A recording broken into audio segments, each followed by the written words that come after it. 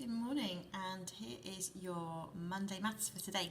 Okay, now our learning target is again to calculate angles around the point. So, bit of an extension here for yesterday. Some of you might need a bit more practice from yesterday with this as well.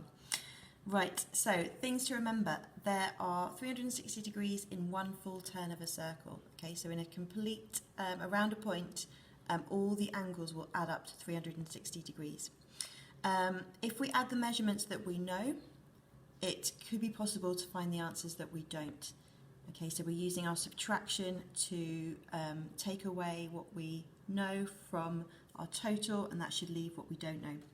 And again, it's really important to remember that a right angle is worth 90 degrees, and it's recorded a bit differently. It's normally got a little square in the corner there. Okay, so we have to first ask ourselves, what do we know? We know that there's 360 degrees in a full turn of a circle.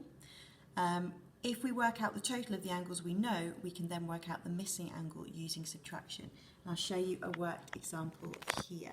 It's really important that you are showing your working out as well, so we can see what strategy you're using. And it's a really good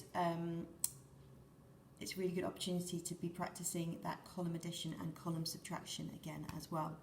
So this one, we are looking for angle C. We know the other three angles.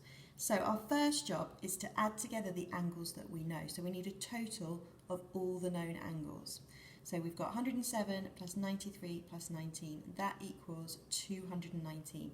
So all of that there, if we made those into one big angle instead of three, that would equal 219.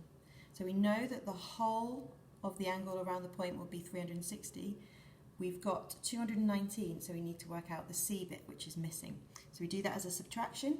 So we've got our 360, that's the total it would be. Take away what we know we've got, and we are left with 141, which is the missing angle. Okay, so show your workings out. Some of these will need two steps, your addition and then your subtraction for today. Okay, so you've got various questions today. 1 and 2 are very similar to this one, so use that same strategy for 1 and 2 with your addition and then your subtraction.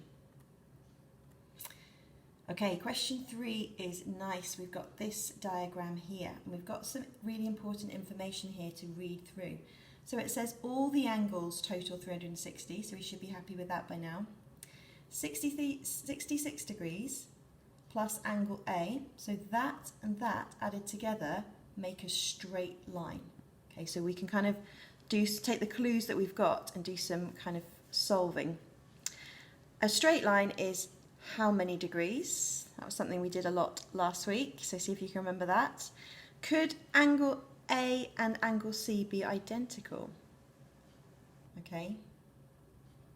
So you've got to work out angle A, B and C. Use those clues to help guide your thinking with that one. Okay, question 4. You have to calculate A and B. Okay, so it's similar to these ones. Just remember what the angle with a square in it means. Okay. Right, good luck with those. Hopefully after spending a couple of days doing this, you should be gaining confidence with this.